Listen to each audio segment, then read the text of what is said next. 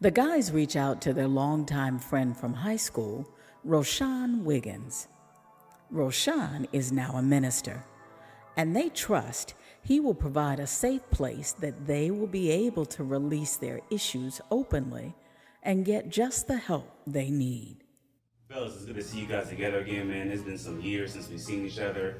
What I witnessed, I was at home watching TV and I saw this dysfunctional fight that broke out on live TV. What in the world is going on with you guys, man? Yeah, that was crazy, man. That wasn't one of our finer moments for sure, man. But I just want to thank you for allowing us to come to your home, man. I didn't know what to expect when I called you. It's been some years. I know we used to hang tough back in high school, but when I found out you was a minister, man, that tripped me out, man. Just tell me how that happened, because you used to chase the same chicks we used to chase back in the day. Yeah, G, man, it was crazy, man. I went to a service, and the minister that was speaking that night, he really just God spoke to my heart that night, and I changed my perspective on how I saw myself and viewed myself. And since that day forward, I've been living 100% wholeheartedly for the Lord. Wow, man, that's something. I understand, but it's so hard. Yeah. So hard. Yeah. Seeing you from what you were to who you are now. Yeah. That's definitely crazy. We used to roll some one girl back in high school was like, Man, what you talking about? Chimmanika. Like, what was her name? Squirrely Shannon. I had to bring that shit back Squirrely there, Shannon. man. She was fine too, man. Man, that girl was off the Everybody hook was fine. She was off the hook fine, but that girl was crazy though. She was crazy. She was all kinds of crazy, man. real? I actually she pushed me closer to God, man. For real. Wow, I'm sure she did. So you gotta thank her for these. You Yeah, go like that. yeah, we'll talk about that a little later, but Wow. yeah, girl was off the hook. Okay, I knew she was fine, but I know she was crazy though. Man. Cuckoo. Okay, all right. So look, fellas, what I want to accomplish today is simply, this is the first time of many that we'll meet together. Okay. Rome wasn't built overnight. We're going to have to really cut into what's the core issue, what's going on with you guys, so we can then repair this relationship that you guys once had that was thriving. Okay. We want to start with Shug. Shug, man, how did this drug and addiction problem happen? Man, my mom worked for my Uncle Rock, who was a pimp. Don't know who my father is at all, but when she worked at night, stayed at home with him and the other woman that worked for her, and he's the only male figure I ever saw. So in order to be a man, I thought I had to mimic him, what he did. I saw he had money, I saw he had the car, I saw he had the women, he had the power. They did whatever he told them to do. So I was like, that's what a man's supposed to be. I'm gonna be just like that. So of course when I came around, he said, "You a little kid, get out of here." So I ain't no kid, I'm grown.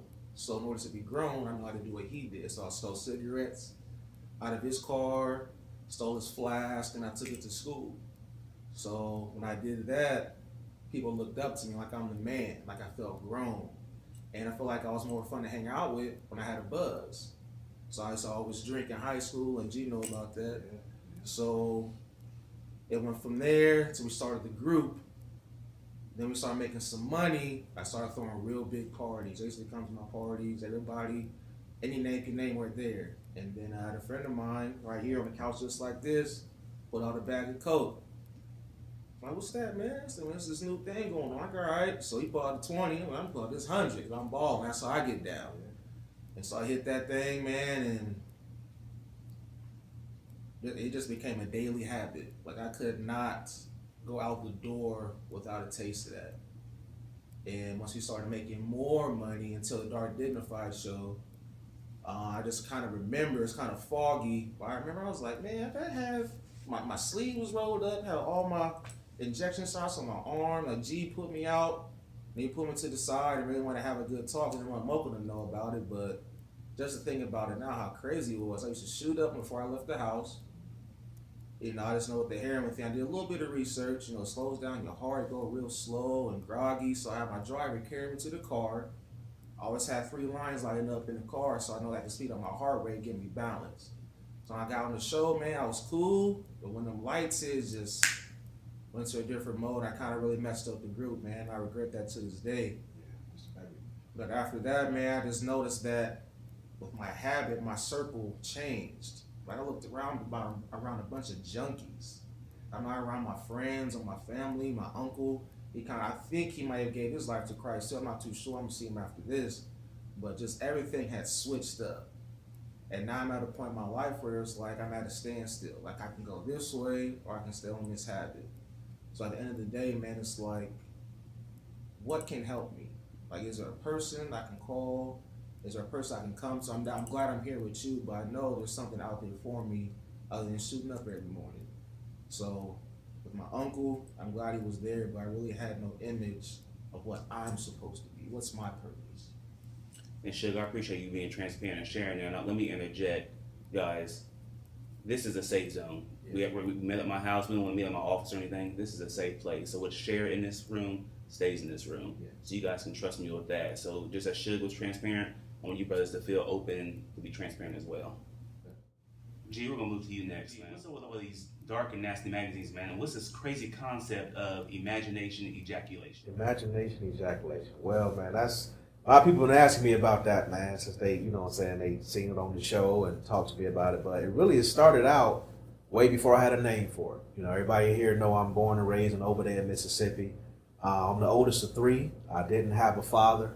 So my mother worked 2 jobs, so on the weekends, I was always around my cousins and my uncles, you know, and they would always talk about 3 things: talk about drugs, alcohol, talk about sex. I tried drugs and alcohol, but it didn't hook me. You know, that taste was just so nasty. That's why I don't know how you did it. You know what I'm saying? That taste was just so nasty, man. But that sex is what got me, man. They would talk about these women, and the more women you had, you could see all the other guys kind of flock to that guy like he was the man. So I wanted to feel like that. So they would have these magazines called Dark and Nasty.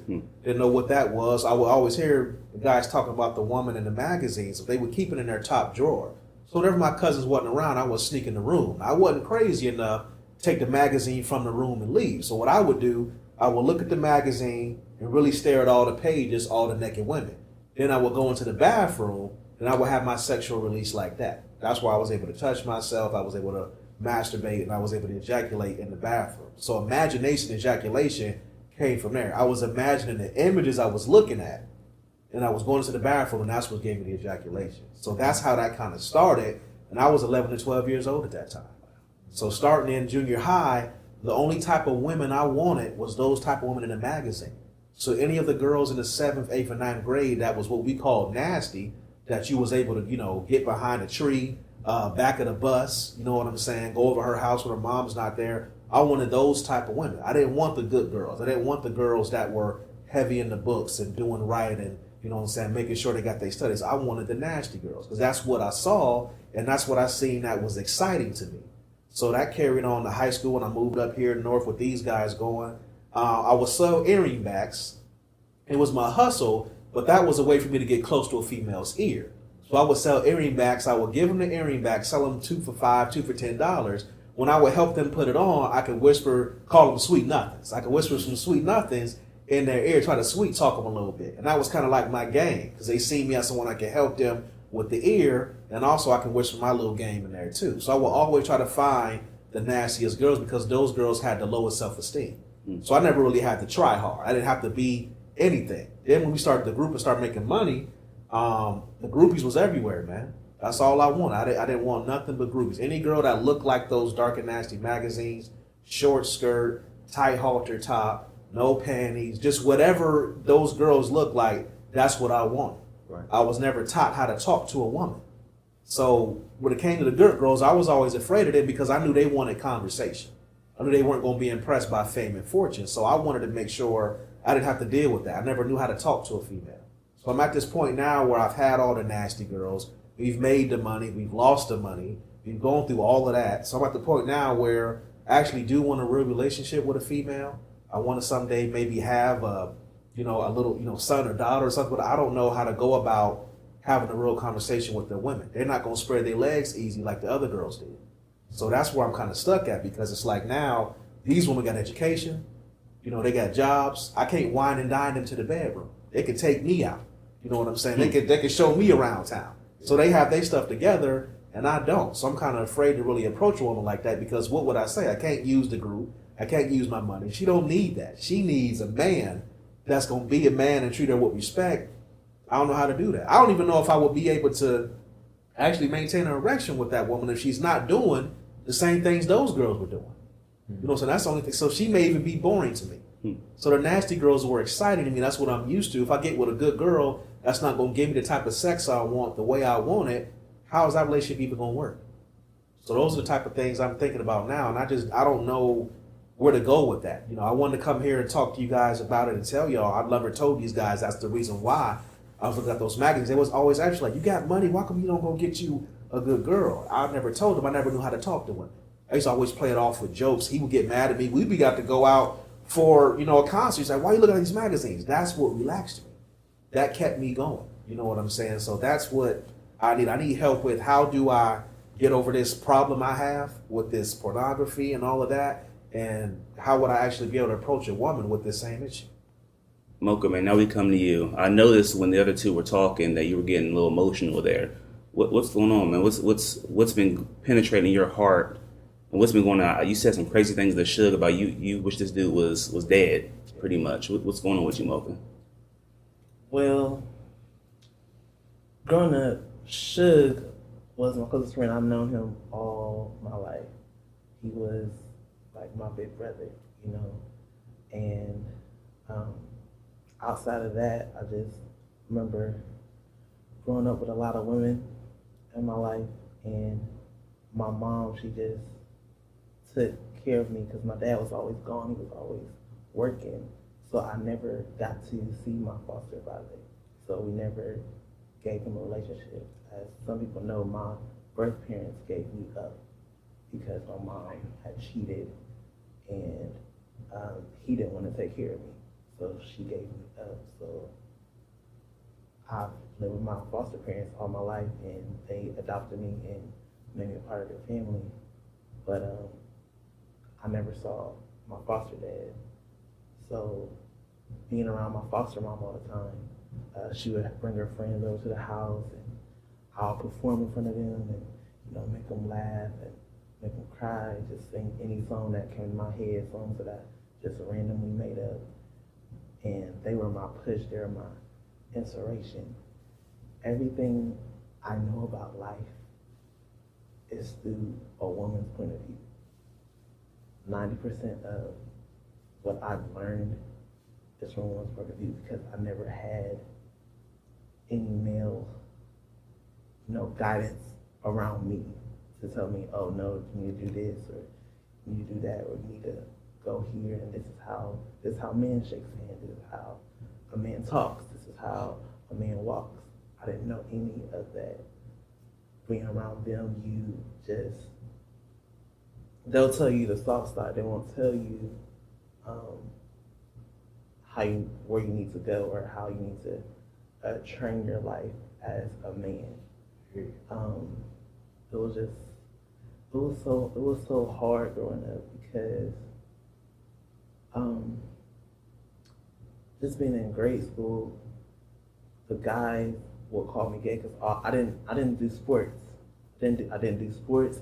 All I wanted to do was sing and dance. They did. I hear. Wait, say that again. They called me gay because all I did was sing and dance. That's all I knew how to do. Like, I didn't know anything else.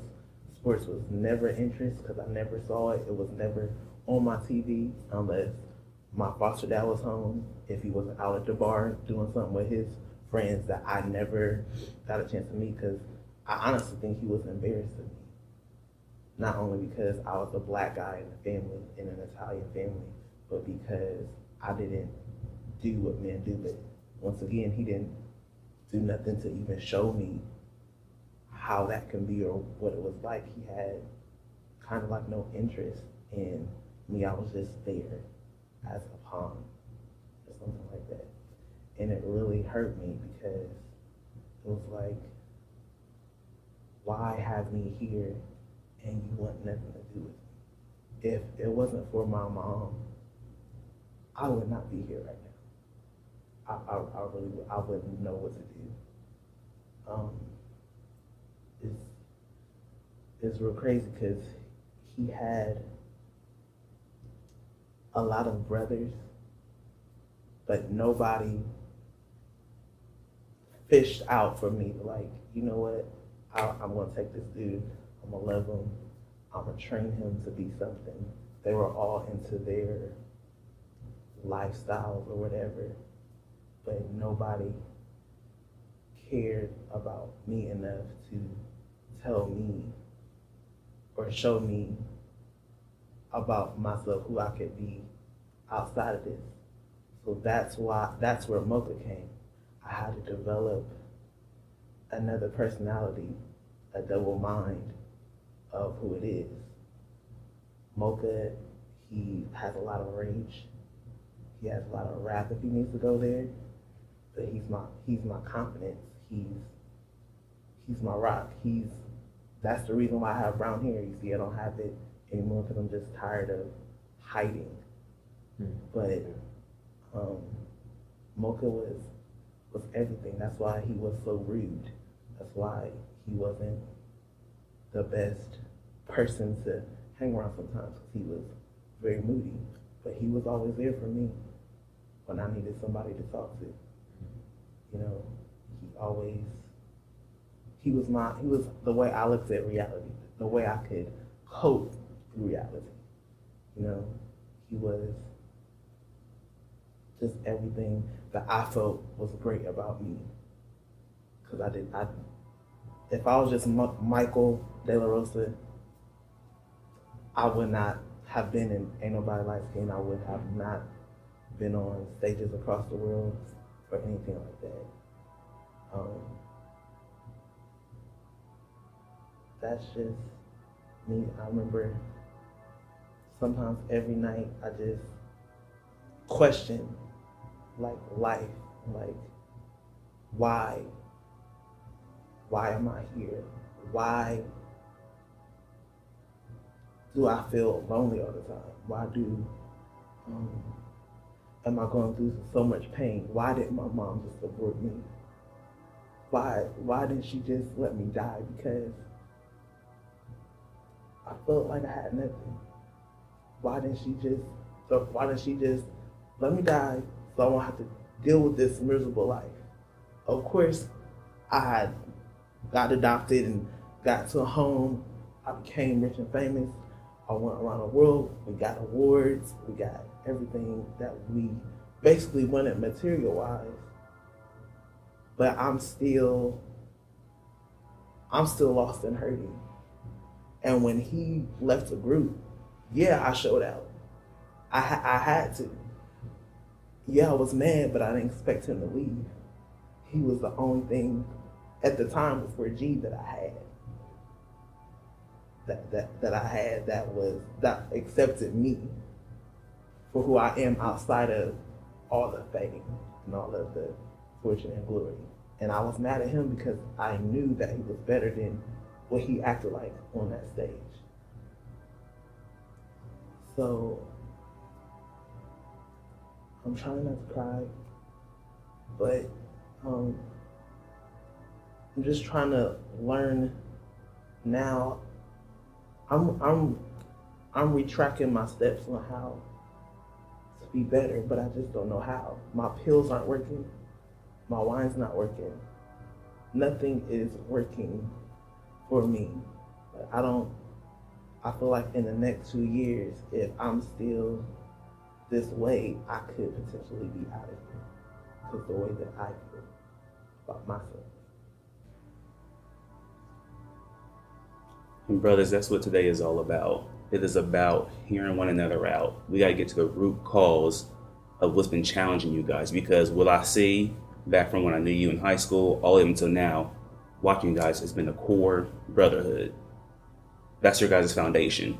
Life happens to us, but your core foundation is your relationship with one another. Guys, I'm still mulling over what you guys had to share, because it's impacted me to even hear the story, because even though I wasn't in a group of you guys, we were boys growing up, and so my heart goes out to what I've seen on TV and what I'm seeing today. I feel like today the masks are off. You guys cut your hairs, the afros are gone, the glasses are off. This is quote unquote being naked. And I've learned over the years being naked and being transparent actually helps bring healing and change. A scripture I want to look at real quick. Proverbs 25:20 says, "He who has no rule over his own spirit is like a city that's broken without walls.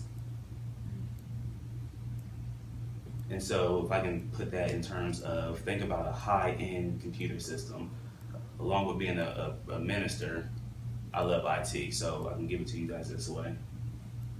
You have a high-end computer system that has all the memory you can think of, the largest hard drive. It was designed and created by its creator. And that machine was developed to function a certain way at its highest performance to get optimal performance. But if you don't understand the purpose of a thing, you will abuse it. And that's why I see in you guys, without fully understanding what your purpose here on earth, that's what I heard the theme from all you guys, is that you didn't really understand the purpose, or this person was missing in your life. You didn't really have anyone impart any wisdom into you. So naturally, you wanted your own wit and abused yourselves with sex, with lust, with unforgiveness, with alcohol. You knew you went to your humanity and went to survival mode. And in survival mode, we're on our own intellect, and it gets us into trouble. And so that high-end computer, you were created by God. God created all of us to operate at optimal performance. Our design is to receive his glory here on earth. And in that, we reflect that to the world, to our audience. Because without him, we are lost. I can recall growing up, my parents divorced when I was in preschool. And I knew who my dad was, but whenever I call him and say, hey Dad, I'm gonna come over and spend time with you and see you, this isn't a good weekend. So I developed this anger and hatred towards my father. And in that, I started acting out of character because I wanted to be just like my dad. And years later, I finally got the opportunity to be like my dad, but I got my dad's stash. He was chasing women, married, on a second marriage, chasing women. I thought the best day of my life was when I got in his vehicle with him, and we're driving down the bottoms on the west side of Columbus, and we're looking for hookers. It sounds dysfunctional now, but when I was in this car with him, that was the best experience I had, because I was with my dad. Dysfunction at its finest. So having that experience with my dad made me thrive after women. It was said over that I'm gonna be just like my dad. I'm gonna be a ladies' man. That was a badge of honor to hear someone say that to me, because I want to be just like them. And so when I was in school, there's some other cats I hung out with. I wanted to be just like them. And so I started acting out of character and wanted to just fit in and fit with the crowd.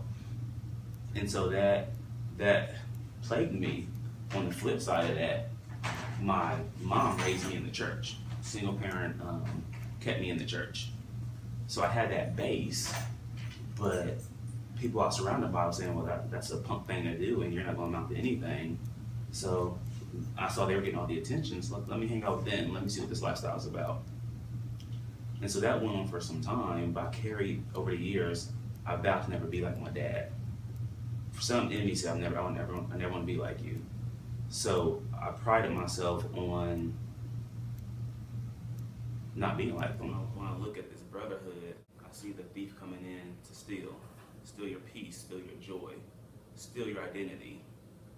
Came in to kill you, to literally put you to death by alcohol, by lust, looking at magazines, by having, because unforgiveness just turns your heart cold, till you don't feel anything.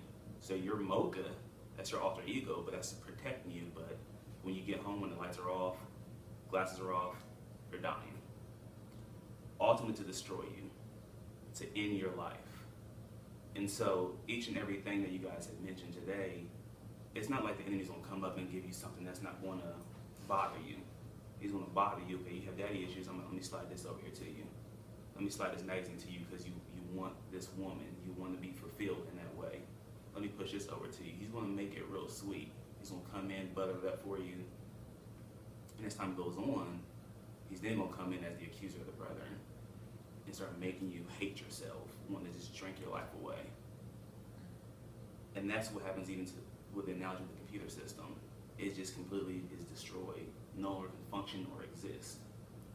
The wonderful thing about Christ is he came and died for all that to give us life. So when you give your life over to Christ, you are a new creature. I finally connected with my mentor, and he helped me work through this process to be free of the weight that was holding me down. And the last piece that I needed was the forgiveness piece. I needed to be able to forgive my dad for not being there, for making somebody he didn't want me, for introducing me to pornography. And it wasn't so much for my dad, it was for me, because I needed to be released and get that mess off of me. And so what happened was, I called my dad up and said, hey, I want to talk to you. So drove to his house. Now, this is a big moment for me to be able to talk to my dad. And we're sitting there in his house, I'm fidgeting, I'm nervous, the butterflies are on my stomach. And I kid you not, every commercial that came on when I was ready to talk to him had to do with lingerie, had to do with a cheerleader, had to do with anything that would distract me from trying to have a conversation with my dad. Finally, my dad got up and went out on the porch. I said, this is the prime opportunity. I mean, I was waiting for like 4 hours before I even spoke a word to him. And I just began talking to him. I said, Dad, decisions that you made had an impact on me. So I found your stash of magazines, I found your video stash, and I watched your lifestyle. And you didn't notice at the time, but I was actually destroying my life. I said, but you know what, Dad? I no longer hold you accountable to that. I forgive you. And I'll promise you, from that moment on, my life has been forever changed. I encourage you guys, again, today wasn't to fix it in one session. It's really give you guys information of what worked for me. And I'm still in my process of becoming the best version of me that I can be. Because again, our ultimate goal from our Creator is to reflect His glory to the world. So as you guys go through this process and you guys get ready to get on the stage again, think about it. Do you know that you guys were bought with a price? What is my purpose here on earth? Once you discover that purpose, you will stop abusing yourselves. And then you'll be able to reflect His glory to your audience. Because just as your testimony has ministered to me today, your testimony is going to set this world on fire and lives will be changed by what you have to offer. So we'll wrap this up today. I appreciate you guys for coming out. Again, this is a safe environment. We're going to continue the dialogue. I'm going to continue to be more transparent with you guys. And this brotherhood is going to get glued back together permanently. And we're going to set this world on fire.